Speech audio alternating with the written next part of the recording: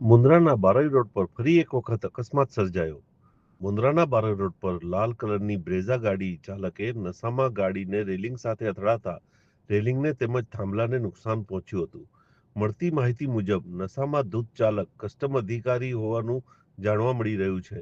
કારમાં મોટી માત્રામાં ફટાકડા પણ હતા. જો પોલીસ ઊંડાણપૂર્વક તપાસ કરે તો સત્ય બહાર આવી શકે એમ છે. સદભાગ્યે કોઈ જાનહાનિ નહોતી પહોંચી, પણ અવારનવાર બનતી ઘટનાઓ ચિંતાનો વિષય બની જવા પામ્યો છે. ઘણા સંગઠનોએ બારોઈ રોડ પર સ્પીડ બ્રેકર્સ મૂકવાની માંગણી કરી ચૂક્યા છે, પણ નગરપાલિકા અજાણ હોય એવું ચિત્ર ઉપસી આવે છે. દિવ્ય ભાસ્કર.